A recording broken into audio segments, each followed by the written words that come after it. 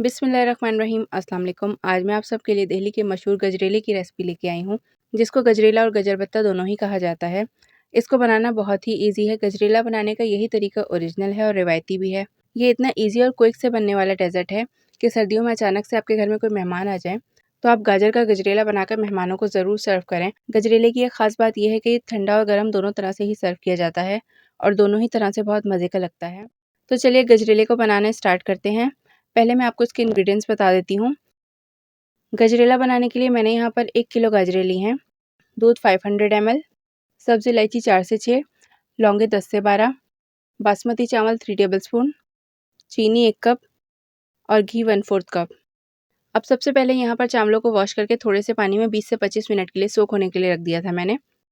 अब जब तक चावल सोक होने के लिए रखे हैं तो गाजरों को ग्रेट कर लेते हैं। गजरेला बनाने के लिए गाजरें आपने रेड कलर की अच्छी लेनी है। गाजरों को वॉश करके ग्रेटर की मोटी वाली साइड से ग्रेट कर लेंगे। गाजरों को ग्रेट कर लिया है मैंने। अब गजरेले को बनाने के लिए पैन में घी ऐड करेंगे। गजरेले को आप घी या फिर देसी घी में ही बनाइएगा। ऑयल में गजरेला बिल्कुल भी अच्छा नहीं बनता। अब घी शामिल करने के बाद इसमें लौंगे और इलायची भी ऐड कर देनी है। फ्लेम इसका स्टार्ट से एंड तक स्लो ही रखना है हमने और इसी आंच पर पूरा गजरेला बन के रेडी होगा। बेसिकली ये स्टीम में पकेगा। इलायची और लौंगे शामिल करने के बाद इसमें गाजरें इस तरह से फैलाकर खुली खुली पैन में ऐड करेंगे। साथ ही अगर आप मेरे चैनल पर नए आए हैं तो चैनल को ज़रूर से सब्सक्राइब कर दें। अच्छा जी, इधर गाजरें मैंने अभी आधी पैन में ऐड की हैं और आधी गाजरें बचा ली हैं। आधी गाजर हम बाद में ऐड करेंगे। अब इसमें सोक किए हुए चावल भी गाजरों की तरह फैलाकर पैन में ऐड करेंगे। जिस तरह से गजरेले का नाम डिफरेंट है, इसी तरह से गजरेले को बनाने का तरीका भी डिफरेंट है और इसका टेस्ट भी इसी तरह से डिफरेंट और बहुत मज़े का होता है। अब जो बाकी बची गाजरें थी, इन गाजरों को भी इसी तरह से फैलाकर पैन में ऐड कर देंगे। अभी हमने इसको मिक्स नहीं करना है। तकरीबन 15 मिनट के बाद हमने इसको मिक्स करना है। अब इसको आधे घंटे के लिए स्लो फ्लेम पर कवर करके रख देंगे। जब गजरेले को पकते हुए तकरीबन 12 से 15 मिनट हो जाएंगे तो गजरेले को स्पून से मिक्स कर देना है। अच्छा, 12 से 15 मिनट के बाद जब हमने इसकी मिक्सिंग कर दी है तो इसको इसी तरह से 15 मिनट तक कवर करके पकाएंगे।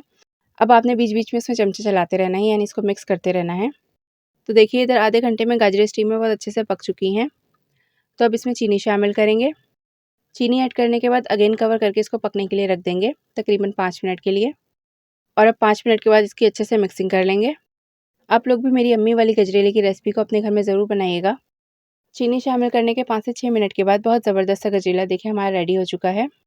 अब इसमें दूध अलग से बॉयल करके ऐड करेंगे। तो दूध को यहाँ पर मैंने 2 से 3 घंटे पहले बॉयल कर लिया था ताकि बहुत अच्छी सी मलाई इसके ऊपर आ जाए। अब दूध की मलाई निकाल कर अलग कर ली है। मलाई को गजरेले के ऊपर सर्विंग के टाइम ऐड करेंगे। तो बस अब गजरेले को डिश आउट कर लेंगे और इसमें बॉयल दूध शामिल कर देंगे।